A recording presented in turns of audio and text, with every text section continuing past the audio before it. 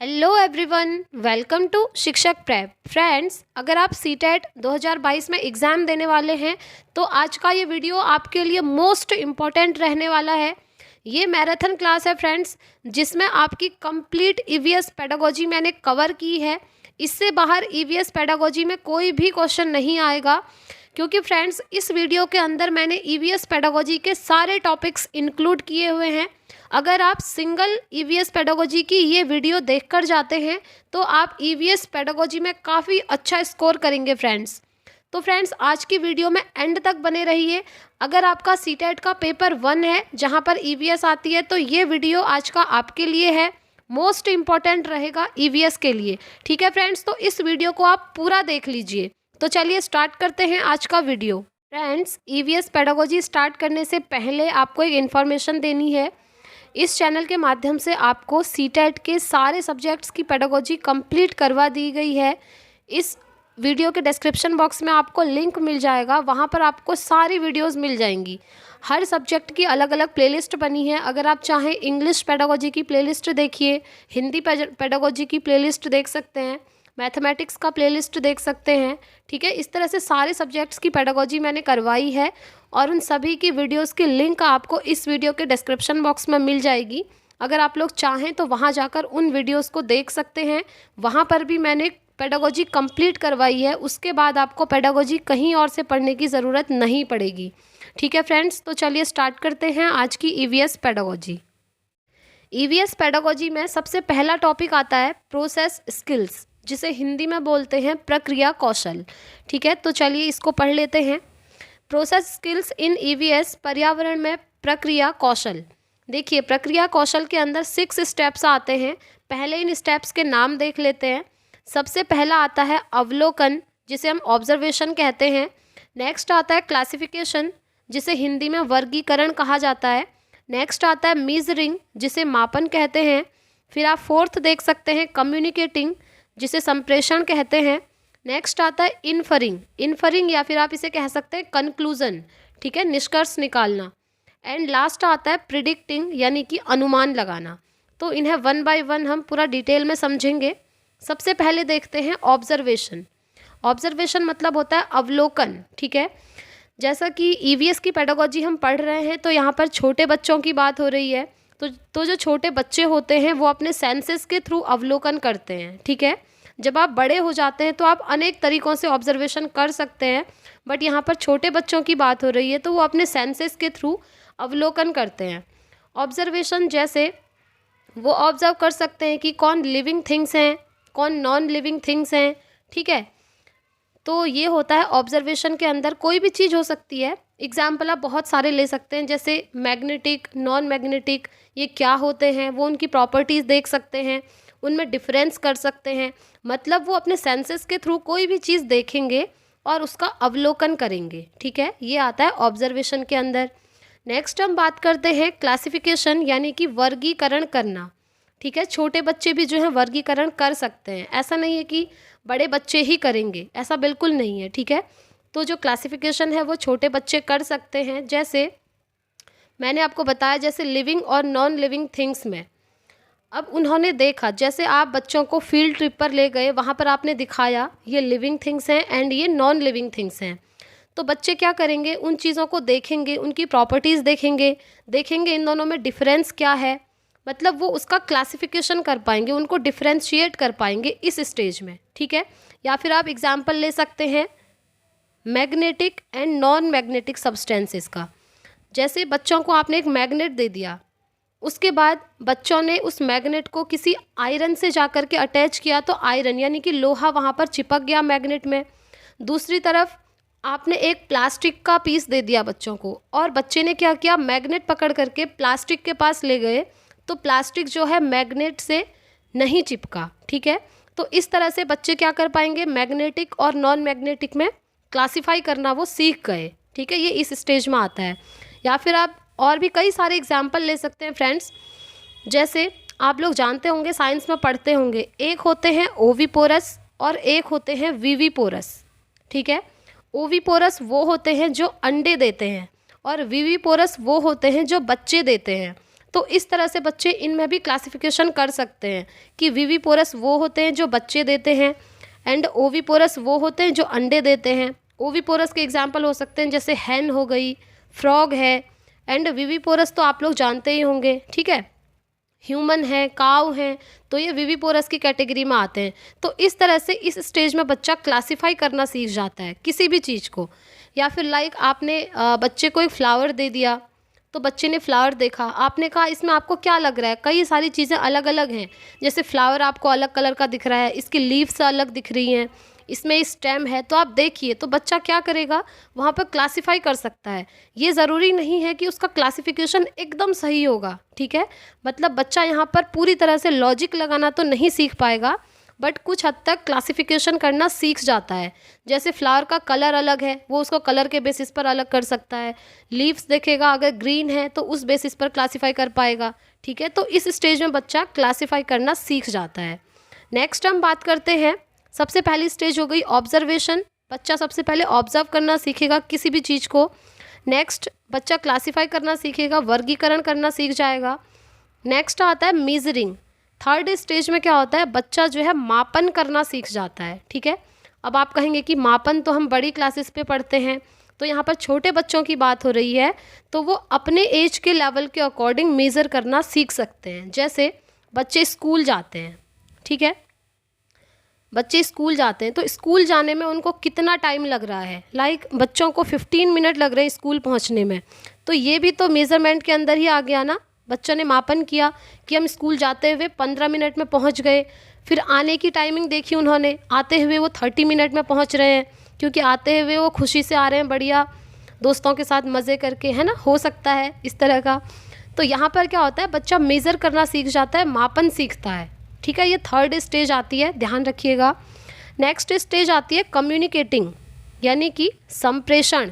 संप्रेषण मतलब क्या होता है, ये तो आप बहुत अच्छी तरीके से जानते होंगे, क्योंकि Hindi pedagogy, maths pedagogy, English pedagogy और साइंस पेडागोजी, इन सभी में कम्युनिकेशन की बात करी गई थी, मैंने आपको अच्छे से समझाया था, ठीक है। जब आपने देखा होगा LSRW स्किल्स की बात हुई थी, तो वहाँ पर भी तो कम्युनिकेशन बेसिकली ये होता है कि डिस्कस करना एक दूसरे से, ठीक है। जैसे फॉर एग्जाम्पल अभी मैं आप लोगों से डिस्कस कर रही हूँ, आपको अभी मैं EVS की पेडागोजी पढ़ा रही हूँ, ठीक है। मैं कैसे पढ़ा रही हूँ आपको, क्योंकि मुझे EVS पेडागोजी का थोड़ा बहुत नॉलेज तो होगा ही होगा। कैसे होगा, जैसे ये EVS पेडागोजी है CTET की, ठीक है, तो CTET मेरा क्वालिफाई है, मैंने CTET एग्ज़ाम क्रैक किया हुआ है, इसीलिए मैं आप लोगों को ये पेडागोजी पढ़ा पा रही हूँ, है ना। तो यही चीज़ होता है डिस्कशन करना, संप्रेषण यानी कि कम्युनिकेशन करना। भले ही यहाँ पर जो कम्युनिकेशन हो रहा है वो एक साइड से हो रहा है, सिर्फ मैं बात कर रही हूँ, ठीक है, आप लोग ओनली इसको सुन पा रहे हैं। तो कम्युनिकेशन मतलब होता है संप्रेषण करना, डिस्कस करना। तो इस स्टेज में बच्चा जो है ग्रुप डिस्कशन करता है, ठीक है, क्लासरूम में, जैसे टीचर और स्टूडेंट के बीच में डिस्कस चल रहा है, तो वो भी एक कम्युनिकेशन का पार्ट है। या फिर ग्रुप में बच्चे डिस्कस कर रहे हैं, अपने ही एज के ग्रुप के बच्चे, तो वो भी जो है आपका संप्रेषण में आएगा, कम्युनिकेशन में आएगा, ठीक है। नेक्स्ट देखते हैं, नेक्स्ट आता है निष्कर्ष निकालना। निष्कर्ष निकालना, इसको इंग्लिश में आप कंक्लूजन भी कह सकते हैं। बच्चा कोई भी एक्सपेरिमेंट करके यहाँ पर निष्कर्ष निकाल सकता है, ठीक है। एक्सपेरिमेंट्स कैसे, जैसे आप बच्चों को फील्ड ट्रिप पर ले गए, या फिर बच्चों को आप लैब पर ले गए, ठीक है, लेबोरेटरी में ले गए, वहाँ पर आपने बच्चों को कुछ लिविंग थिंग्स दिखा दिए और कुछ नॉन लिविंग थिंग्स दिखा दिए। वहाँ पर क्या करेगा बच्चा, लिविंग और नॉन लिविंग में क्लासिफिकेशन करना तो सीख गया है, यहाँ पर वो निष्कर्ष खुद से निकालेगा कि लिविंग थिंग्स कौन होते हैं और कौन नॉन लिविंग थिंग्स होते हैं। जैसे बच्चे ने देखा कुछ जो है सांस ले रहे हैं, ब्रीदिंग कर रहे हैं, ठीक है, और कुछ जो है ब्रीदिंग नहीं कर रहे हैं, तो इस बेसिस पर वो अलग अलग कर देगा और निष्कर्ष निकालेगा कि हाँ ये लिविंग थिंग्स हैं और ये नॉन लिविंग थिंग्स हैं। कहने का मतलब है कि यहाँ पर बच्चा निष्कर्ष निकालता है और निष्कर्ष भी किसी एविडेंस के बेसिस पर निकालेगा, ठीक है। तो यहाँ पर बच्चा निष्कर्ष निकालना सीख जाता है, ये 5th स्टेज है। नेक्स्ट हम बात करेंगे अनुमान लगाना, यानी कि प्रिडिक्ट करना। यहाँ पर बच्चा अपने एक्सपीरियंसेस के बेसिस पर अनुमान लगाना सीख जाता है, ये आप ध्यान रखिएगा। ये स्टेज सबसे ज़्यादा इम्पॉर्टेंट है, इससे बहुत सारे क्वेश्चन आते हैं फ्रेंड्स। इसे आप प्रिडिक्शन भी कह सकते हैं या फिर हाइपोथेसिस भी कह सकते हैं, जिसे हिंदी में बोलते हैं परिकल्पना। ठीक है, इसे हिंदी में बोलते हैं परिकल्पना, हाइपोथेसिस लगाना। तो यहाँ पर अपने एक्सपीरियंसेस के बेसिस पर बच्चा अनुमान लगाना सीख जाता है, क्योंकि इससे पहले की स्टेजेस आपने सारी पढ़ ली, तो उनसे कुछ ना कुछ चीज़ें तो बच्चा सीखेगा ही सीखेगा। तो अपने उन एक्सपीरियंसेस के बेसिस पर लास्ट में जो हाइपोथेसिस बच्चा लगाता है वो इसी स्टेज में आती है। ठीक है, आई होप आपको ये चीज़ें समझ में आ गई होंगी, जितनी भी हमने प्रोसेस स्किल्स पढ़ी हैं ईवीएस में। फ्रेंड्स, अगर हम ईवीएस पेडागोजी की बात करें तो यहाँ पर टॉपिक्स ज़्यादा नहीं हैं। ठीक है, कम टॉपिक्स हैं, पर आपको इन्हें अच्छी तरह से समझना ज़रूरी है, क्योंकि आता इन्हीं में से है। ठीक है, तो अब हम आगे पढ़ते हैं, नेक्स्ट टॉपिक डिस्कस करेंगे। नेक्स्ट टॉपिक है थीम्स ऑफ ईवीएस। ये सबसे ज़्यादा इम्पॉर्टेंट है ईवीएस पेडागोजी में, ये आप लोग नोट कर लीजिए, क्योंकि इससे डायरेक्ट क्वेश्चंस आते हैं। अभी मैं आपको बताऊंगी कि डायरेक्ट किस तरह के क्वेश्चंस आते हैं। अभी ये ध्यान रखिए कि ये जो थीम्स हैं ईवीएस की, ये सबसे ज़्यादा इम्पॉर्टेंट हैं। कितनी थीम्स हैं और इन थीम्स के नाम क्या क्या हैं, ये सारे आपने याद रखने हैं, यहाँ से डायरेक्ट क्वेश्चन आना है। तो चलिए पढ़ते हैं थीम्स ऑफ ईवीएस। सबसे पहले हम थीम्स के नाम देखेंगे, उसके बाद इनको एक्सप्लेन करेंगे। ठीक है, देखिए सबसे पहला थीम है फैमिली एंड फ्रेंड्स, दूसरा आता है फूड, थर्ड आता है वाटर, फोर्थ आता है शेल्टर, फिफ्थ आता है ट्रैवल एंड सिक्स्थ आता है things we make and do. सबसे पहले तो फ्रेंड्स आपको इनका सीरियल याद रखना है, किस सीरीज़ में है। ठीक है, नंबर फर्स्ट में क्या आ रहा है, नंबर सेकंड में क्या आ रहा है, थर्ड में, फोर्थ में, फिफ्थ में, सिक्स्थ में। तो इनको आपको सीरीज़ से याद रखना है। इस तरह से भी आ सकता है कि ईवीएस की फोर्थ थीम कौन सी है, तो आपको ध्यान रखना है फोर्थ थीम है शेल्टर, इस तरह से। तो देखिए ईवीएस की थीम्स हैं, सबसे पहली क्या है, फैमिली एंड फ्रेंड्स। ठीक है, जब बच्चे का जन्म होगा एक फैमिली में होगा। ठीक है, और जब वो थोड़ा बड़ा होगा तो उसके आसपास के कुछ फ्रेंड्स बन जाएंगे। ठीक हो गया। नेक्स्ट आता है फूड। अब बच्चा थोड़ा बड़ा हो गया तो उसको खाने की भी ज़रूरत पड़ेगी, है ना, फूड, भोजन की ज़रूरत पड़ेगी। जब वो छोटा है तो ब्रेस्ट फीडिंग से काम चल जाएगा, बट जब वो थोड़ा बड़ा है तो उसको भोजन चाहिए होगा। नेक्स्ट हम बात करते हैं वाटर। भोजन के साथ साथ यहाँ पर वाटर भी चाहिए होगा। ठीक है, क्योंकि बिना वाटर के तो जीना पॉसिबल है ही नहीं। नेक्स्ट हम बात करते हैं शेल्टर। अब बच्चे को पानी के साथ साथ रहने के लिए घर चाहिए होगा। कहने का मतलब है बेसिकली फ्रेंड्स, आप ये ध्यान रखिए कि ये जो ईवीएस की थीम्स हैं, इन सारी चीज़ों की ज़रूरत बच्चों को होती है। कहने का मतलब ये है। ठीक है, तो बच्चे का जन्म एक फैमिली में होगा, फ्रेंड्स होंगे उसके, फिर बच्चों को भोजन की ज़रूरत होगी, जब भूख लगेगी खाना चाहिए होगा, खाने के साथ साथ वाटर की ज़रूरत होगी, पानी चाहिए। नेक्स्ट आता है शेल्टर। शेल्टर यानी कि आवास, रहने के लिए मकान भी चाहिए होता है। ठीक है, अब ट्रैवल। अब आपने इस दुनिया में जन्म लिया है तो कहीं ना कहीं तो आप ट्रैवल करेंगे ही करेंगे। ज़रूरी नहीं है आप घूमने के लिए अब्रॉड जाएं, कहीं और जाएं। ठीक है, ये उसकी बात नहीं हो रही है। जैसे आपने जन्म ले लिया है तो आप थोड़े बड़े होकर स्कूल जाएंगे, तो स्कूल जाना भी ट्रैवल के अंदर ही आता है। कहने का मतलब है तो यहाँ पर ट्रैवल करना भी ज़रूरी है। ठीक हो गया। नेक्स्ट थीम है ईवीएस की things we make and do. अब आप इस दुनिया में आए हैं तो आपको कुछ ना कुछ काम भी करना पड़ेगा, है ना, दुनिया में जीवित रहने के लिए। ये तो है नहीं कि आपने मोबाइल पकड़ा और मोबाइल पकड़ करके बस मज़े कर रहे हैं, कुछ वीडियोस देख रहे हैं, कुछ ऑडियोज़ देख रहे हैं। जो लोग सक्सेस हो गए हैं बस उनकी वीडियोस देख रहे हैं और अपनी लाइफ के लिए कुछ नहीं कर रहे हैं। ऐसे तो काम नहीं चलेगा, ये आप भी जानते हैं। तो आप इस दुनिया में आए हैं तो कुछ ना कुछ काम तो आप करेंगे ही करेंगे, भले ही वो काम एक छोटे से लेवल से आपने स्टार्ट किया है। एक दिन आप सक्सेस होंगे, बट कुछ ना कुछ काम आप ज़रूर करेंगे दुनिया में रहने के लिए। ठीक है, तो ये है ईवीएस की 6 थीम्स, ये आपको ध्यान रखनी है और सीरियल से याद रखनी है। ठीक है फ्रेंड्स, यहाँ से डायरेक्ट क्वेश्चन आना है। जैसे आपका ईवीएस में क्वेश्चन आएगा कि निम्नलिखित में से ईवीएस की कौन सी थीम नहीं है। ठीक है, कौन सी थीम नहीं है। हो सकता है ये 3 थीम्स के नाम दे दे और फोर्थ कुछ अदर नाम लिख करके डाल दे, तो आपको चूज़ करना पड़ेगा कि ईवीएस की थीम्स कौन सी नहीं है। या फिर हो सकता है ऐसा क्वेश्चन आ जाए कि निम्नलिखित में से ईवीएस की 4th थीम कौन सी है, तो आपको ध्यान रखना होगा 4th थीम है आपकी शेल्टर, जिसे हम आवास कहते हैं। ठीक है फ्रेंड्स, इस टॉपिक में इतना टाइम मैं इसीलिए ले रही हूँ क्योंकि ये सबसे इम्पॉर्टेंट है ईवीएस के लिए। चलिए आगे बढ़ते हैं। आई होप आपको यहाँ तक समझ में आ गया होगा। फ्रेंड्स, अगर आपको कोई भी टॉपिक समझ में नहीं आता है तो आप लोग कमेंट बॉक्स पे कमेंट कर सकते हैं, मैं उसका सोल्यूशन आपको ज़रूर दूंगी, ठीक है। तो फ्रेंड्स, हमने ईवीएस की थीम्स पढ़ ली हैं। अब हम पढ़ेंगे सब थीम्स ऑफ ईवीएस, ठीक है। थीम्स के बाद सब थीम्स भी आती हैं, तो चलिए देखते हैं।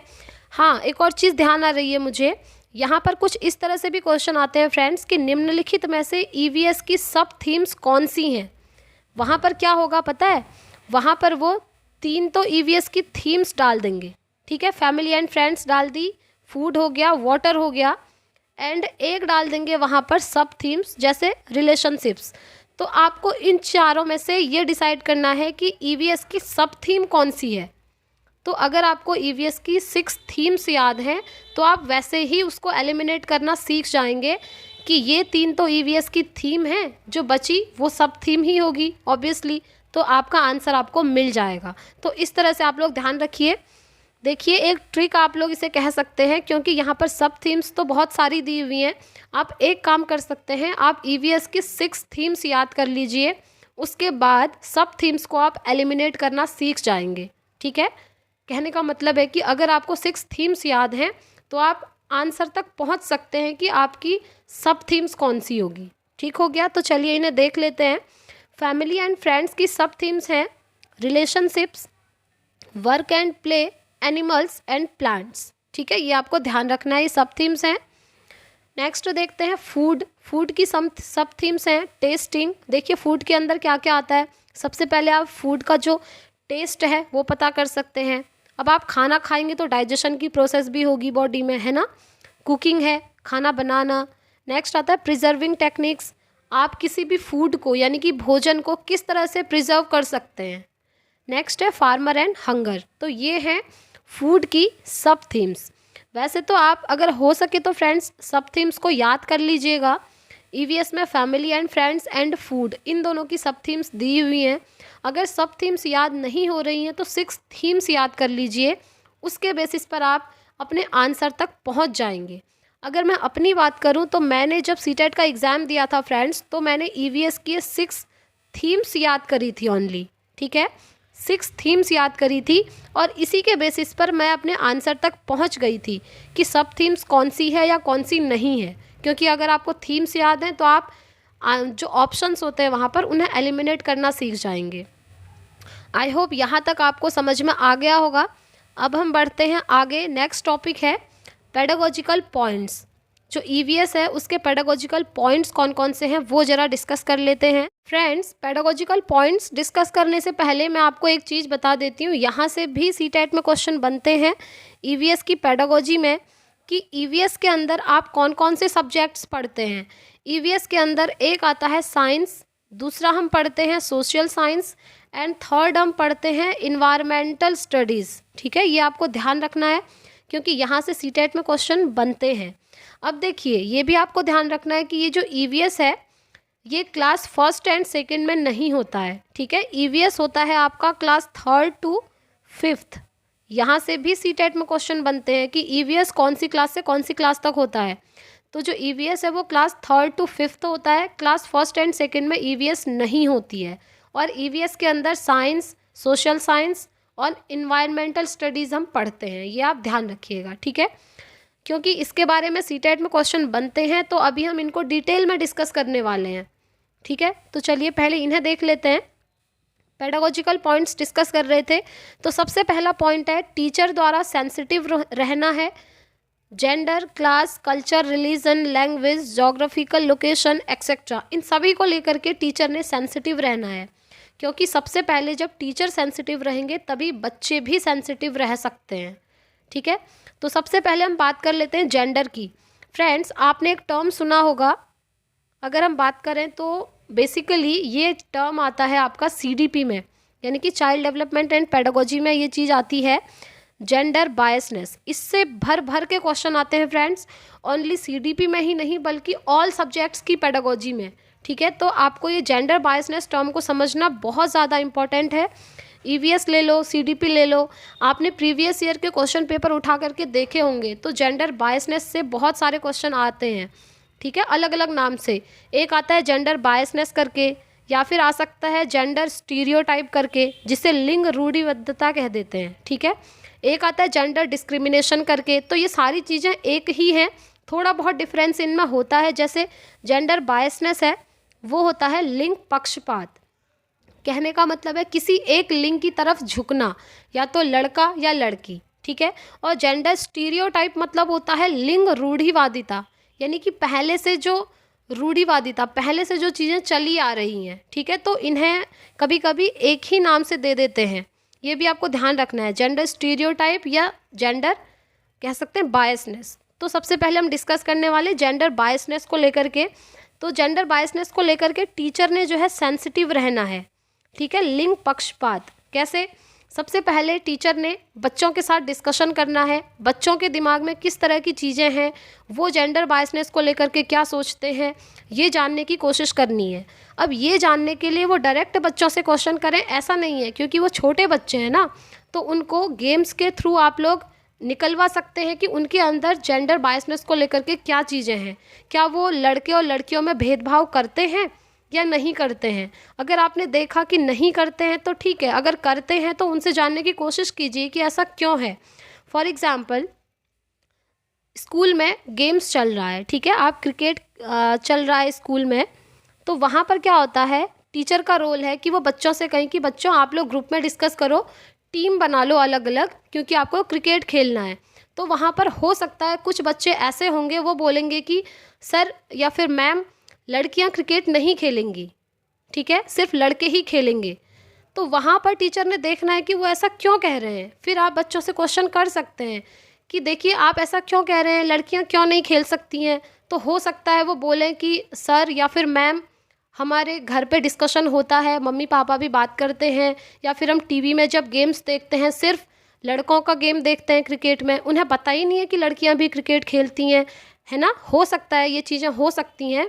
तो टीचर ने सबसे पहले जानना है कि बच्चों के मन में क्या चल रहा है।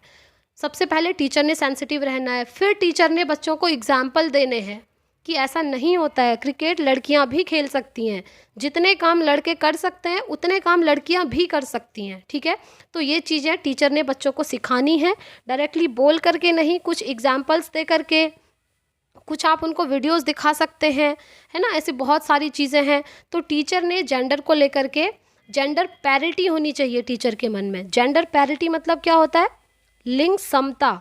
ठीक है, जब टीचर के मन में जेंडर पैरिटी होगी तभी वो बच्चों को सिखा सकते हैं। तो लिंग समता मतलब क्या होता है, ये मैंने आपको बता दिया कि दोनों को इक्वालिटी से देखना, लड़का और लड़की इक्वल है। कभी आप ये नहीं कह सकते कि ये काम लड़की नहीं कर सकती है या फिर ये काम लड़का नहीं कर सकता है। मोस्टली अगर हम देखें तो ऐसा तो होता नहीं है कि लड़कियों को ऊपर रखा जाता है। पहले से जो चीज़ें चली आ रही हैं वहाँ पर यही होता था कि लड़का जॉब करेगा और लड़की घर के काम करेगी।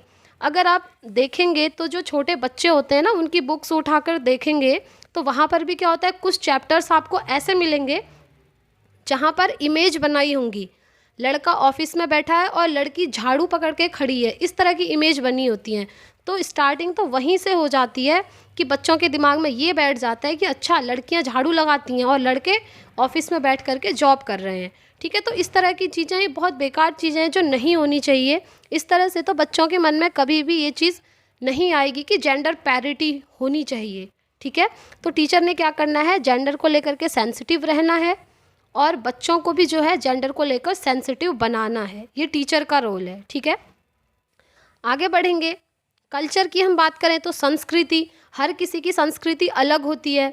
तो टीचर ने क्या करना है, सभी की संस्कृति को इम्पोर्टेंस देनी है। ऐसा नहीं है कि किसी बच्चे की संस्कृति को आप बहुत महत्व दे रहे हैं और किसी की संस्कृति को कह रहे हैं कि ये बेकार है, इसे नेग्लेक्ट करो।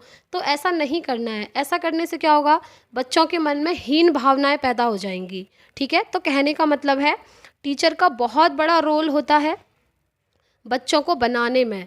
और बेसिकली जो छोटे बच्चे होते हैं उनके जो टीचर्स होते हैं, वो चाहे सर हों या फिर मैम हों। एक दो एग्जाम्पल मैं आपको दे देती हूँ। जैसे क्या होता है कि टीचर्स क्या, इवन सभी लोग आप कह सकते हैं इस तरह के वर्ड्स यूज़ करते हैं, जैसे कैमरा मैन कहते हैं हम, है ना। मोस्टली टीचर्स भी यही कहते होंगे। तो आपने कैमरा मैन नहीं कहना है, आपने क्या कहना है, क्यों कैमरा वुमेन नहीं हो सकती क्या, कैमरा वुमेन भी तो हो सकती है ना। तो टीचर ने कैमरा मैन की जगह यूज़ करना है कैमरा पर्सन। ठीक है, कैमरा पर्सन वर्ड, पर्सन के अंदर क्या होता है, मैन भी आ गया, वुमेन भी आ गई। तो इस तरह के वर्ड्स टीचर ने बोलने चाहिए, इससे बच्चों के दिमाग में भी सही चीज़ें जाएंगी और वो भी समझ पाएंगे कि लड़का और लड़की में कोई डिफरेंस नहीं है, सब इक्वल हैं, सबको इक्वालिटी से लेकर के चलना है। ठीक हो गया। ऐसे ही एक दो वर्ड्स और हैं, जैसे कैमरा पर्सन हो गया, जैसे बोलते हैं चेयरमैन, चेयरमैन नहीं बोलना है, चेयर पर्सन बोलना है, क्योंकि चेयर वुमेन भी तो हो सकती है ना। तो ये चीज़ें जब टीचर बोलेंगे तभी बच्चे बोलेंगे। तो सबसे पहले टीचर की रिस्पॉन्सिबिलिटी है कि वो जेंडर को लेकर के सेंसिटिव रहें और उसके बाद ही बच्चे भी सेंसिटिव होंगे। ठीक हो गया। अब हम नेक्स्ट पॉइंट डिस्कस करते हैं, बच्चों का मूल्यांकन, evaluation of the children all activities. बच्चों का जो मूल्यांकन है सिर्फ पेन पेपर को लेकर के नहीं करना है, बच्चों का मूल्यांकन उनकी सारी एक्टिविटीज़ को देख करके करना चाहिए। जैसे बच्चा स्पोर्ट्स में कैसा है, क्लासरूम में डिस्कशन हो रहा है, डिबेट कंपटीशन हो रहा है, तो वहाँ पर बच्चा किस तरह से परफॉर्म कर रहा है। तो बच्चे की ऑल एक्टिविटीज़ को देख करके हमेशा बच्चों का इवैल्यूएशन करना चाहिए, मूल्यांकन करना चाहिए। On the pen paper test के बेसिस पर बच्चों का मूल्यांकन करना अच्छी बात नहीं है। यहाँ पर भी एक टर्म आता है जिसे हम CCE के नाम से जानते हैं फ्रेंड्स, जिसका फुल फॉर्म है कॉन्टिन्यूअस एंड कॉम्प्रिहेंसिव इवैल्यूएशन। ठीक है, वैसे CCE का जो टॉपिक है फ्रेंड्स वो मैंने आपको करवाया हुआ है सारे ही सब्जेक्ट्स की पेडागोजी में। अगर आपको डिटेल में पढ़ना है तो उन वीडियोस को वॉच कर सकते हैं। सारी वीडियोस के लिंक आपको इस वीडियो के डिस्क्रिप्शन बॉक्स में मिल जाएंगी। यहाँ पर मैं मूल्यांकन के बारे में थोड़ा बहुत आपको बता देती हूँ। CCE का फुल फॉर्म होता है कंटिन्यूअस एंड कॉम्प्रिहेंसिव इवैल्यूएशन, जिसे हम हिंदी में बोलते हैं सतत एवं व्यापक मूल्यांकन। ठीक है, सतत एवं व्यापक मूल्यांकन। देखिए, तो जो कॉन्टिन्यूअस इवैल्यूएशन होता है उसके अंदर आता है FA एंड SA। ठीक है, कॉन्टिन्यूअस इवैल्यूएशन के अंदर। और जो कॉम्प्रिहेंसिव इवैल्यूएशन होता है उसके अंदर दो चीज़ें आती हैं, एक आता है स्कोलेस्टिक और एक आता है को स्कोलेस्टिक। ठीक है, तो जो सबसे पहले हम बात कर लेते हैं कॉन्टिन्यूअस इवैल्यूएशन की।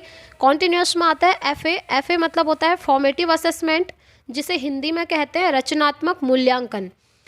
रचनात्मक मूल्यांकन आपका एक साल में कई बार होता है, जैसे यूनिट टेस्ट आपके होते हैं ना FA1 FA2, तो ये आता है FA के अंदर। और समेटिव इवैल्यूएशन होता है एंड ऑफ द सेशन, यानी कि एक साल में जब 2 बार परीक्षाएं होती हैं, आपको पता होगा half yearly and yearly examination, उन्हें हम कहते हैं ऐसे, यानी कि समेटिव इवैल्यूएशन। तो यहाँ पर तो क्या होता है, FA के अंदर बच्चों का मूल्यांकन टाइम पे हो सकता है, क्योंकि एक साल में बहुत बार एग्ज़ाम होते हैं, तो उसके बेसिस पर बच्चों का मूल्यांकन होता है। जैसे FA1 हुआ तो वहाँ पर बच्चों ने कुछ मिस्टेक्स करी होंगी और टीचर उनको देखेंगे, फिर नेक्स्ट FA में वो थोड़ा सुधार कर पाएंगे, इस तरह की चीज़ें। और ऐसे में क्या होता है, क्योंकि ये सेशन के एंड पे एग्ज़ाम होते हैं, तो यहाँ पर ये अच्छा नहीं माना जाता है, ये आपको ध्यान रखना है। ऐसे जो है अच्छा नहीं माना जाता है, FA अच्छा माना जाता है, क्योंकि ऐसे में बच्चों को खुद को सुधारने के ज़्यादा मौके नहीं मिल पाते हैं। ठीक है, और अगर हम बात करें कॉम्प्रिहेंसिव इवैल्यूएशन की, यानी कि व्यापक मूल्यांकन, इसमें आता है स्कोलेस्टिक एंड को स्कोलेस्टिक। स्कोलेस्टिक मतलब होता है पेन पेपर टेस्ट द्वारा बच्चों का मूल्यांकन करना। ओनली बच्चों को आप क्वेश्चन देंगे, बच्चे आंसर करेंगे, तो उसके बेसिस पर आपने बच्चों का मूल्यांकन कर दिया, इसे बोलते हैं स्कोलेस्टिक। एंड को स्कोलेस्टिक मतलब होता है बच्चों का पेन पेपर के साथ साथ उनका स्पोर्ट्स है, डिबेट कंपटीशन है, डिस्कशन है, आर्ट का कोई कंपटीशन है, ठीक है, स्पोर्ट्स वगैरह, क्रिकेट है, कैरम है, लूडो है, कुछ भी है। कहने का मतलब है यहाँ पर बच्चे की ऑल एक्टिविटीज़ देख करके बच्चों का मूल्यांकन किया जाता है को स्कोलेस्टिक में। ठीक है, स्कोलेस्टिक को हिंदी में कहते हैं शैक्षिक एंड को स्कोलेस्टिक होता है सह शैक्षिक। तो आपको ध्यान रखना है, बच्चों का जो इवैल्यूएशन है, मूल्यांकन है, वो सिर्फ पेपर पेन के द्वारा टेस्ट नहीं किया जाएगा, बच्चों की ऑल एक्टिविटीज़ को देख करके उसका मूल्यांकन करना चाहिए। ठीक है, क्योंकि ये चीज़ तो आपको भी पता है, अब आप बड़े बच्चे हैं, हर किसी के अंदर कोई ना कोई स्किल तो होती ही होती है। ठीक है, कोई ना कोई स्किल, और ज़रूरी नहीं है हर इंसान के अंदर एक ही स्किल होगी, हर किसी के अंदर अलग अलग स्किल्स होती हैं। तो जो छोटे बच्चे होते हैं उनके अंदर देखा जाता है, कुछ लोगों का म्यूज़िक पे बहुत अच्छा इंटरेस्ट रहता है, ठीक है। तो बच्चों की कहने का मतलब है कि टोटली हर बच्चे की जो एक स्किल है उसको बाहर निकाल करके लाना, ये मोटिव रहता है। इसीलिए बच्चों का जो असेसमेंट होता है वो बच्चों की सारी एक्टिविटीज़ को देख करके करना चाहिए। तो फ्रेंड्स, एक चीज़ बहुत बार एग्ज़ाम में आती है, मैं आपको बता देती हूँ, एफए और एसए को लेकर के। तो आपको ये ध्यान रखना है कि एफए इज़ द बेस्ट, ठीक है, एंड एसए जो है बेस्ट नहीं माना जाता है। फॉर्मेटिव असेसमेंट सबसे अच्छा होता है क्योंकि इससे बच्चों की कमियों का पता चलता है, ठीक है, और अगर कमियां पता चल गई फिर उनमें सुधार भी किया जा सकता है। और ऐसे में क्या होता है कि सुधार नहीं किया जा सकता है क्योंकि साल में एक ही बार आपका एग्ज़ाम होना है, अगर होगा भी तो only 2 bar, half yearly and yearly examination. But FA जो है एक साल में बहुत बार होते हैं, तो ये आपको ध्यान रखना है, एफए बेस्ट है। आगे बढ़ेंगे। नेक्स्ट फ्रेंड्स, देखिए मैप एंड डायरेक्शन, यहाँ से बहुत सारे क्वेश्चंस आते हैं। आपने क्या करना है, आप इंडिया का पूरा मैप अच्छे से देख लीजिए और अपने दिमाग में फिट कर लीजिए कि कौन सी डायरेक्शन में कौन सा स्टेट आता है, ठीक है। जैसे कि आपको पता है 4 दिशाएं होती हैं, east, west, north and south, पूर्व, पश्चिम, उत्तर एंड दक्षिण, ठीक है। तो सबसे पहले आप मैप पकड़ के ये देख लीजिए कि ईस्ट में कौन कौन से हैं, वेस्ट में कौन से हैं, नॉर्थ में क्या क्या आता है एंड साउथ में क्या क्या आता है। जब आप ये चीज़ें देख लेंगे ना फ्रेंड्स, उसके बाद आप देखिए ये ईस्ट है, ये नॉर्थ है, ईस्ट और नॉर्थ के बीच में क्या आएगा, नॉर्थ ईस्ट, है ना। तो नॉर्थ ईस्ट में कौन कौन से स्टेट आते हैं, वैसे ही ईस्ट और साउथ के बीच में क्या होगा, साउथ ईस्ट। तो यहाँ पर कौन कौन से स्टेट हैं, ऐसे ही साउथ और वेस्ट के बीच में साउथ वेस्ट होंगे, यहाँ पर कौन कौन से स्टेट हैं। उसके बाद देखिए वेस्ट और नॉर्थ के बीच में नॉर्थ वेस्ट आता है, तो नीचे नॉर्थ वेस्ट में कौन कौन से स्टेट आते हैं। तो पूरा मैप आप लोगों ने देख लेना है क्योंकि यहाँ से काफ़ी क्वेश्चन बनते हैं, ठीक है। तो ये जो मैप है फ्रेंड्स, ये आप अच्छे से देख के जाइएगा क्योंकि यहाँ से काफ़ी क्वेश्चन बनने हैं आपके ईवीएस की पेडागोजी में, ठीक हो गया। आगे बढ़ते हैं। यहाँ पर मैंने मैप नहीं लगाया है फ्रेंड्स, अगर आप लोग चाहते हैं कि मैं आपको मैप को अच्छी तरह से पढ़ा दूँ, समझा दूँ, तो आप लोग मुझे कमेंट बॉक्स पे कमेंट कीजिए, मैं इंडिया का पूरा मैप लेकर के आपको बता दूंगी कि ये स्टेट इधर है, सारी चीज़ें किस तरह के क्वेश्चंस आते हैं वो भी मैं आपको करवा दूंगी, ठीक है। तो अभी जैसे कि आप भी जानते हैं ज़्यादा टाइम नहीं है सीटेट के एग्ज़ाम में, तो आप लोग एक मैप उठाइए या फिर गूगल से डाउनलोड कर लीजिए और सारे स्टेट्स देख लीजिए। उनमें भी कुछ स्टेट्स जो हैं कॉमन है, जो हमेशा आते हैं, उनको आप उठा करके देख लीजिए, ठीक है। आगे बढ़ते हैं। एनसीएफ रिकमेंडेशंस, एनसीएफ यानी कि नेशनल करिकुलम फ्रेमवर्क, इसकी जो है कुछ रिकमेंडेशंस हैं, उन्हें हम देखेंगे। नेशनल करिकुलम फ्रेमवर्क 2005 की, ठीक है। चलिए देखते हैं फ्रेंड्स, ये कुछ टॉपिक्स तो ना इतने इम्पॉर्टेंट हैं, जैसे एनसीएफ 2005 है, आरटीई है, ठीक है, एनईपी 2020 है, इनसे काफ़ी क्वेश्चंस बनते हैं। तो सबसे पहले हम डिस्कस करेंगे एनसीएफ रिकमेंडेशंस को। एनसीएफ की कुछ रिकमेंडेशंस हैं। सबसे पहला है, बच्चों की स्कूल की ज़िंदगी उसके बाहर की ज़िंदगी से कनेक्टेड हो, ठीक है। देखिए यहाँ पर ईवीएस में छोटे बच्चों की बात हो रही है, तो जो छोटे बच्चे होते हैं जब वो स्कूल आते हैं तो उनके घर का कुछ एनवायरनमेंट रहता होगा, उनके आसपास आस पड़ोस में उनके जो फ्रेंड्स हैं घर पे उनका भी कुछ एनवायरनमेंट रहता होगा। तो बेसिकली कहने का मतलब ये है कि बच्चा जब स्कूल में एंटर करता है तो कुछ ना कुछ ज्ञान वो अपने साथ ले करके आता है। सबसे पहले तो वो अपनी मदर टंग लेकर के आएगा स्कूल में, ठीक है। स्कूल की लैंग्वेज भले ही अलग होगी बट उसको अपनी मदर टंग आती होगी जो उसके घर पे बोली जाती है। तो सबसे पहले तो जो बच्चों की मदर टंग है उसको आपने प्रोत्साहित करना है, ठीक है, उसको महत्व देना है। ऐसा नहीं है कि स्कूल में कुछ और लैंग्वेज बोली जा रही है तो आप उसकी मदर टंग को बिल्कुल डिस्करेज कर दे रहे हैं। आप बच्चों से ये कह रहे हैं कि बच्चों आप अपनी मदर टंग पे स्कूल में बातचीत नहीं कर सकते हैं, ऐसी चीज़ें बच्चों से नहीं कहनी है, ठीक है। इससे क्या होगा, बच्चों का मोरल डाउन हो जाएगा एकदम से और बच्चा बहुत डर के रहेगा स्कूल में। तो कहने का मतलब है बच्चों को आप जो भी पढ़ाएंगे स्कूल में वो बच्चे की स्कूल से बाहर की दुनिया से कनेक्टेड होना चाहिए। जैसे छोटे बच्चों को आप प्लांट्स का कॉन्सेप्ट पढ़ा रहे हैं, ठीक है, पौधे का कॉन्सेप्ट पढ़ा रहे हैं, तो बुक में तो डायरेक्ट प्लांट का एक चैप्टर दिया होगा और वहाँ पर कुछ कुछ चीज़ें आपको बताई होंगी। तो टीचर ने सबसे पहले क्या करना है, टीचर ने हर बच्चे से पूछना है कि बच्चों बताओ आपके आसपास घर में कोई प्लांट लगा है। जैसे अगर वो हाँ बोलते हैं तो अच्छा किस चीज़ का प्लांट लगा है, क्या आप उसमें वाटर देते हैं। आपको पता है प्लांट्स को ग्रो करने के लिए वाटर की ज़रूरत होती है, खाद चाहिए होती है। तो इस तरह से जो आप प्लांट का कॉन्सेप्ट बच्चों को सिखाना चाह रहे हैं, उससे पहले बच्चों से जानिए कि बच्चे जो हैं पौधे के बारे में कितना जानते हैं। क्या बच्चों ने जो घर में पौधा लगाया है उसका नाम बच्चों को पता है या फिर नहीं है। क्योंकि कुछ बच्चे ऐसे होते हैं जिनका इंटरेस्ट प्लांट्स वगैरह पे नहीं होता है, कुछ ऐसे होंगे जिन्हें प्लांट में बहुत ज़्यादा इंटरेस्ट हो, उन्हें बहुत सारे प्लांट्स के नाम भी पता हो, है ना। तो कहने का मतलब ये है, टीचर को ये कॉन्सेप्ट पढ़ाने से पहले बच्चों की प्रीवियस नॉलेज जाननी है कि बच्चे प्लांट को लेकर कितने सेंसिटिव हैं, कितना वो प्लांट के बारे में जानते हैं। उसके बाद धीरे धीरे आप बच्चों को आगे को पढ़ाते जाइए। इससे क्या होगा, बच्चे इंटरेस्ट के साथ पढ़ेंगे। ठीक है, आई होप यहाँ तक आप लोग समझ गए होंगे।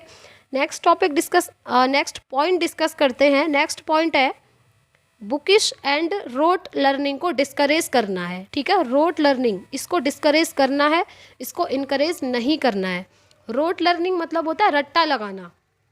जैसे कुछ एग्ज़ाम्स होते हैं, पहले तक तो यही होता था एग्ज़ाम्स में कि बच्चों ने आंसर्स को रट लेना है। सुबह सुबह उन्होंने रटा और एग्ज़ाम हॉल पे जाकर के उन्होंने आंसर लिख दिए। उसके बाद घर आकर के वो भूल गए कि उन्होंने एग्ज़ाम में क्या लिखा था। ये होती है रोट लर्निंग, रट्टा लगाना। और वो चीज़ें कुछ ही टाइम के लिए याद रहती हैं और थोड़े टाइम के बाद वो चीज़ें दिमाग से निकल जाती हैं। तो इस चीज़ को टीचर ने बिल्कुल भी बढ़ावा नहीं देना है। अब इसे बढ़ावा कैसे दिया जा सकता है ये भी आपको पता होगा। अगर टीचर भी ऐसे ही करें कि पेन पेपर टेस्ट ले लें बच्चों से, कह देंगे कि बच्चों आफ्टर 1 वीक आपका एग्ज़ाम होगा और आपने 4 चैप्टर्स के क्वेश्चन आंसर लर्न करने हैं। इससे क्या होगा, अब बच्चों को पता है कि 4 चैप्टर्स से क्वेश्चन आने हैं, तो 4 चैप्टर्स के क्वेश्चन पकड़ेंगे, रट लेंगे फटाफट से उनके आंसर। एंड आफ्टर 1 वीक उनका एग्ज़ाम होगा और वहाँ पर वो आंसर लिख देंगे रटे हुए। तो उससे कोई फ़ायदा नहीं है। वहाँ पर सिर्फ एक चीज़ होगी कि बच्चा जो है नेक्स्ट क्लास में चला जाएगा, दैट्स इट। ठीक है, तो ऐसी चीज़ें नहीं करनी है। बच्चों को इस तरह से इवैल्यूएट करना है कि उनकी अंडरस्टैंडिंग का पता लग सके, बच्चों में कितनी समझ है, उनकी समझ विकसित करनी है। ठीक है, तो इसीलिए ये जो रोट लर्निंग होती है और जो बुकिश नॉलेज है उसको डिस्करेज करना है, ये आप ध्यान रखिएगा। आगे बढ़ेंगे। देखिए फ्रेंड्स, नेक्स्ट टॉपिक आता है अब इसमें इंटीग्रेटेड एजुकेशन, या इसे हम कहते हैं इंटीग्रेटेड लर्निंग। इसे हिंदी में कहते हैं एकीकृत अधिगम। ये आपको ध्यान रखना है। ठीक है, चलिए इसको डिस्कस कर लेते हैं। इसमें क्या क्या चीज़ें हैं देखिए। सबसे पहले यहाँ पर ईवीएस को समझाया है, जो मैंने आपको पहले ही बता दिया है फ्रेंड्स। ईवीएस के अंदर 3 सब्जेक्ट्स आते हैं, science, social science and environment. तो इन तीनों सब्जेक्ट्स को एक होलिस्टिक मैनर में हम पढ़ते हैं क्लास 3rd to 5th की ईवीएस में। ये आपको ध्यान रखना है। ठीक है, होलिस्टिक मैनर में क्लास 3rd to 5th में साइंस है, सोशल साइंस है और जो एनवायरनमेंट है, ये अलग अलग डिवाइड नहीं किया गया है। ठीक है, इन तीनों को होलिस्टिक मैनर में एक साथ ही पढ़ते हैं। इन तीनों के कॉन्सेप्ट्स को ईवीएस के अंदर डाला है, ये आप कह सकते हैं। आगे बढ़ेंगे। देखिए इसमें क्या क्या चीज़ें हैं। ये देखिए, सबसे पहला पॉइंट है, बच्चा होलिस्टिक मैनर में सबको देखता है, अलग अलग हिस्सों में तोड़कर नहीं देखता है। वो सारी चीज़ों को एनवायरनमेंट के रूप में देखता है, इसीलिए बुक का नाम भी ईवीएस रखा गया है। ठीक है, आई होप ये लाइन आप लोग समझ गए होंगे। कहने का मतलब है यहाँ पर बच्चा इन तीनों सब्जेक्ट्स की जो नॉलेज है इनको एकीकृत रूप से देखता है, एक होलिस्टिक मैनर में देखता है। फॉर एग्ज़ाम्पल जैसे क्या होता है कि जब छोटे बच्चे ट्रैवल कर रहे होते हैं गाड़ी में, तो वो देखते हैं कि पेड़ भी उनके साथ साथ चल रहे हैं। उनको ऐसा लगता है कि ये पेड़ जो है हमारे साथ चल रहे हैं जब वो गाड़ी में ट्रैवल कर रहे होते हैं। तो यहाँ पर क्या होता है, बच्चा उस कॉन्सेप्ट को इस तरह से नहीं देखता है कि ये साइंस का कॉन्सेप्ट है या फिर ये सोशल साइंस का कॉन्सेप्ट है या फिर ये एनवायरनमेंट का कॉन्सेप्ट है, ऐसा नहीं समझते हैं। बच्चा उसको होलिस्टिक मैनर में देखते हैं, ईवीएस के टर्म में देखेंगे। ठीक है, ये नहीं कहेंगे कि अच्छा ये देखिए साइंस ही लग रही है, ये पेड़ भाग रहे हैं, इसमें कोई साइंस लगी होगी या फिर कोई सोशल साइंस लगी होगी, ऐसा कुछ नहीं है। बच्चा जो है होलिस्टिक मैनर में देखता है कि ये चीज़ हमारे इन्वायरमेंट का एक हिस्सा है। ठीक हो गया, आई होप ये आप समझ गए होंगे। देखिए नेक्स्ट टॉपिक है, क्लास 1st and 2nd में ईवीएस नहीं है, बट ईवीएस से रिलेटेड इश्यूज़ को लैंग्वेज एंड मैथमेटिक्स में डाला गया है। ये जो है ना फ्रेंड्स, ये लाइन ये सबसे ज़्यादा इम्पॉर्टेंट है, ये आप नोट कर लीजिए, वेरी इम्पॉर्टेंट। और ये ध्यान रखिए कि क्लास फर्स्ट और सेकंड में ईवीएस नहीं पढ़ाई जाती है, बट ईवीएस से जुड़े हुए जो कॉन्सेप्ट हैं, जो भी चीज़ें हैं, वो सारी कौन कौन से सब्जेक्ट में डाली गई हैं, मैथमेटिक्स में और लैंग्वेज में। ठीक है, ये आप ध्यान रखिए, लैंग्वेज और मैथमेटिक्स में डाली गई हैं। ये बहुत इंपॉर्टेंट है ईवीएस में फ्रेंड्स, ये आप ध्यान रखिए, अच्छे से याद करके जाइएगा।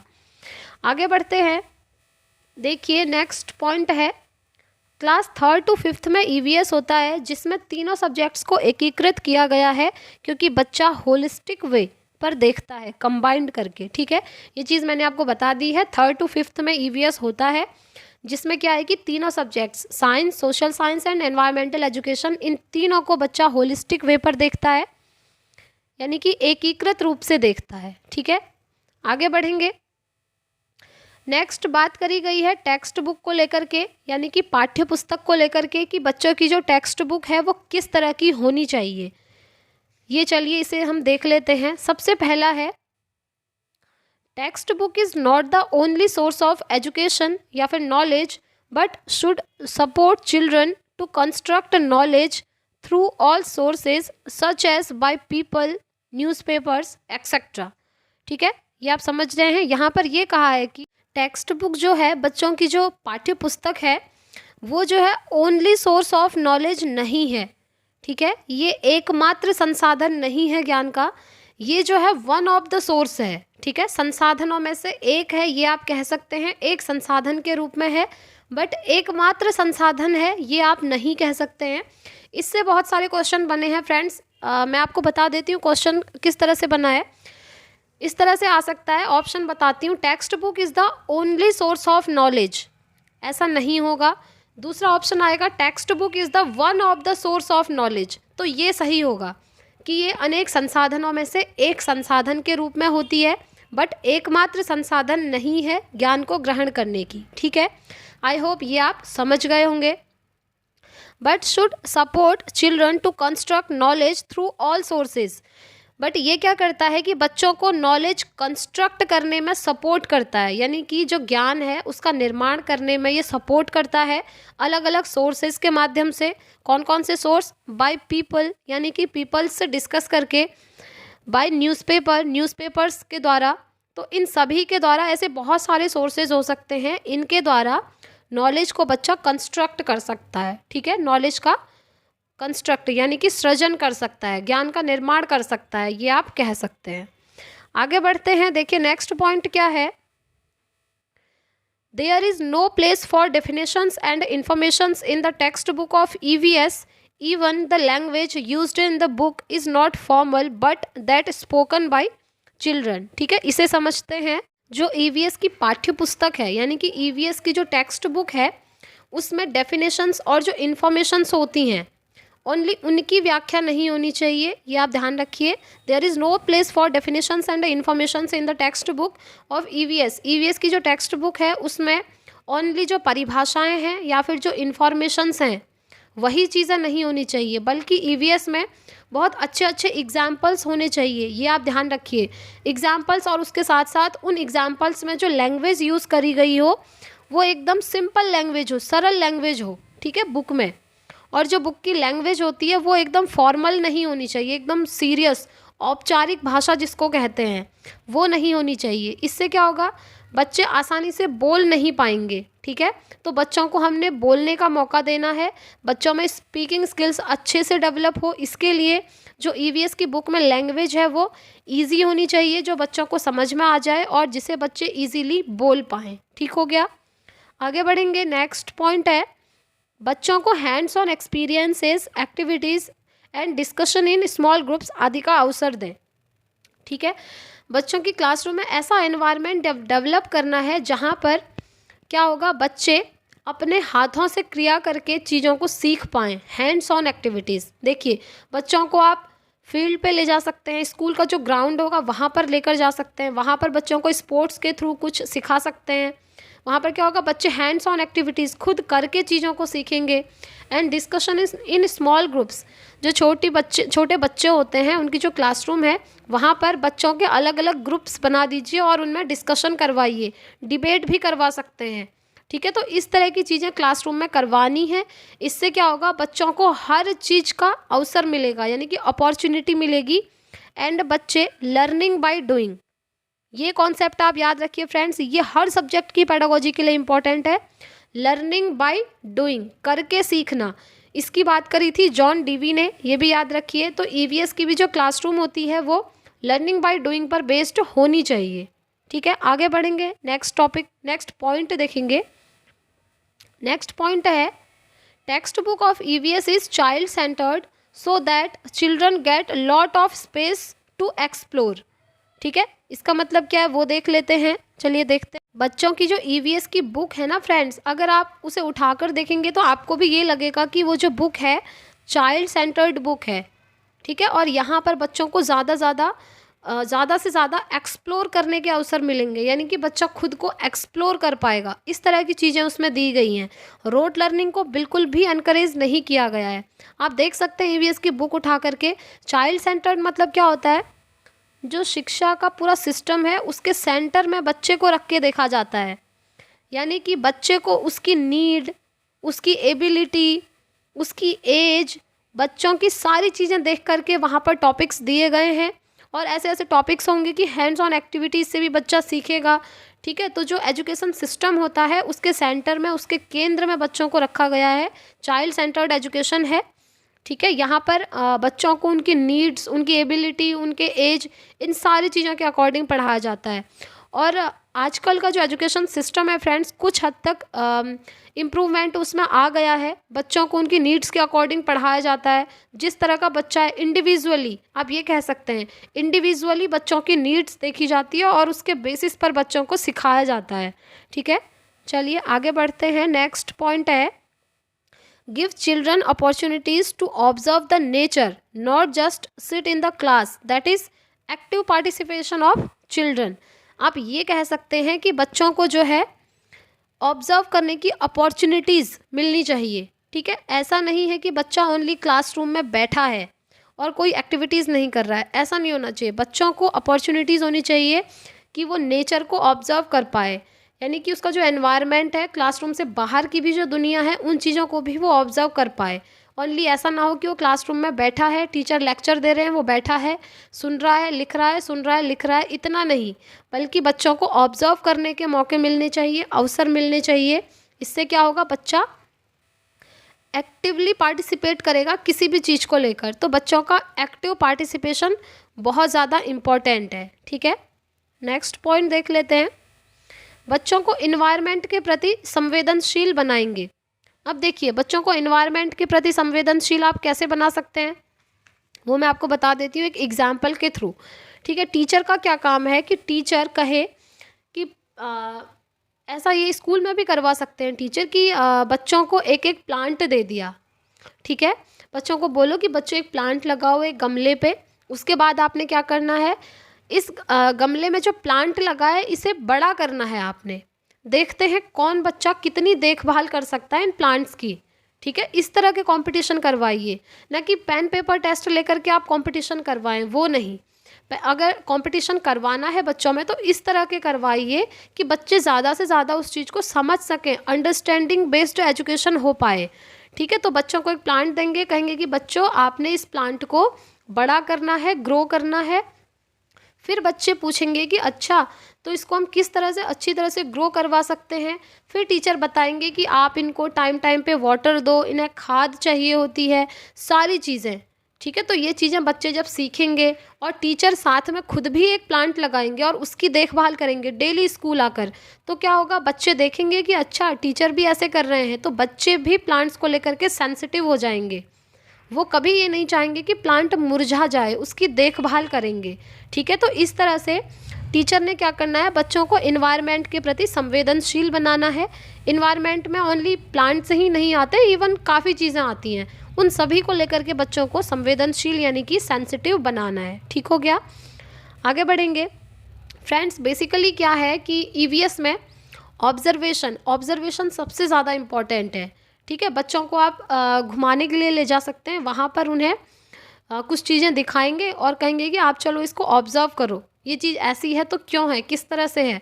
तो बच्चे वहाँ पर अपना अपना दिमाग लगाएंगे और अलग अलग सोल्यूशन निकल करके आते हैं वहाँ पर। ठीक है, तो सोल्यूशन बहुत सारे आते हैं। इससे क्या होता है, डाइवर्जेंट थिंकिंग ये भी डेवलप होती है। ठीक है, ये आपने पढ़ा होगा, divergent thinking and convergent thinking. Convergent thinking ऐसी होती है जिसका सिर्फ एक ही सॉल्यूशन होता है, और डाइवर्जेंट थिंकिंग ऐसी होती है जिसके बहुत सारे सॉल्यूशंस होते हैं। तो डाइवर्जेंट थिंकिंग को हमेशा बेस्ट माना जाता है। तो बच्चों के अंदर डाइवर्जेंट थिंकिंग का भी विकास करना है और बच्चों को एनवायरनमेंट के प्रति संवेदनशील बनाना है। ठीक है, आगे बढ़ेंगे। नेक्स्ट पॉइंट है इसमें बाला। ये बहुत ज़्यादा इंपॉर्टेंट हो जाता है फ्रेंड्स, ये आप मार्क कर लीजिए। बाला का फुल फॉर्म है बिल्डिंग एज लर्निंग एड। मतलब कि जो बिल्डिंग्स होती हैं वो भी एक लर्निंग एड के रूप में काम करती हैं, इसमें ये कहा जाता है। ठीक है, कहने का मतलब ये है कि आजकल आप देखते होंगे स्कूल की जो बिल्डिंग्स बनती हैं वहाँ पर बहुत सारे या तो चित्र लगे होंगे, इमेज बनी होंगी, या कुछ इन्फॉर्मेशन लिखी होंगी, या फिर अगर आप देखें जो स्कूल में सीढ़ियाँ होती हैं, बहुत सारी सीढ़ियाँ हैं जैसे, तो उन सीढ़ियों में क्या होगा, टेबल लिखी होगी। ठीक है, टेबल यानी कि जैसे 2 की टेबल लिख दी होगी इस तरह से, 2 × 1 = 2, 2 × 2 = 4, इस तरह से टेबल लिखी होंगी। तो इससे क्या होगा, बच्चा डेली स्कूल जाएगा तो जाते हुए वो सीढ़ियाँ देखेगा और उसे वैसे ही टेबल याद हो जाएंगी। ठीक है, तो बिल्डिंग की जो सीढ़ियाँ हैं उन्होंने क्या काम किया, एक लर्निंग एड की तरह काम किया। ठीक है, अधिगम का एक साधन बन गई वो। तो इसमें इसी चीज़ की बात करी गई है कि जो बाला है यानी कि बिल्डिंग एज लर्निंग एड, जो स्कूल की बिल्डिंग्स हैं उनको लर्निंग एड के रूप में बनाया जाए। अब सीढ़ियों से अदर भी तो पूरी बिल्डिंग्स बनती है ना, तो उन बिल्डिंग्स में अलग अलग आप महापुरुष के चित्र लगा सकते हैं, या फिर आप एक प्लांट बना दीजिए, प्लांट्स के जो पार्ट्स हैं उनके नाम लिख दीजिए उसमें। तो बच्चे डेली स्कूल आएंगे और उन चीज़ों को देखेंगे और देख करके उस चीज़ को सीख जाएंगे और उनके दिमाग में फिट हो जाएंगी वो चीज़ें, और वो भूलते भी नहीं है इन चीज़ों को। ये आप जानते होंगे, अगर आप बोल करके लेक्चर के थ्रू अगर बच्चों को कुछ सिखा रहे हैं और अगर आप बच्चों को कुछ शो करवा रहे हैं पिक्चर वगैरह, तो सबसे ज़्यादा अटेंशन बच्चों की जाती है पिक्चर्स में, ना कि लेक्चर्स में। ये भी आपने नोटिस किया होगा। ठीक है, तो जो बिल्डिंग्स हैं उनको एक लर्निंग एड के रूप में इस्तेमाल किया जाए, ये ईवीएस में कहा गया है। ठीक है, आगे बढ़ेंगे। नेक्स्ट है जेंडर बायसनेस को गेम्स एंड डिस्कशन के माध्यम से दूर करना। ये मैंने आपको समझा दिया है। जो जेंडर बायसनेस है, लिंग पक्षपात है लड़का और लड़की को लेकर के, उनको जो है गेम्स के थ्रू या फिर डिस्कशन के थ्रू, डिबेट के थ्रू, इन सभी के थ्रू बच्चों के मन से जेंडर बायसनेस को ख़त्म करना है और बच्चों के अंदर जेंडर बायसनेस को ख़त्म करके जेंडर पैरिटी लानी है, यानी कि लिंग समता लानी है। कहने का मतलब है बच्चों को इक्वालिटी से देखना है। ठीक है, और बच्चों के मन में लाना है कि जेंडर जो है इक्वल है, चाहे लड़का है चाहे लड़की है, हर काम में हर एक्टिविटी में लड़का लड़की सब एक ही हैं। ये आप उनको समझाएंगे, बस ये चीज़ समझाएंगे कि बायोलॉजिकली लड़का और लड़की अलग होते हैं, बट अगर उस चीज़ से अदर सारी चीज़ों में लड़का और लड़की सेम है, सारे काम दोनों एक जैसे कर सकते हैं। ठीक हो गया, ये चीज़ मैंने आपको पहले भी समझा दी है।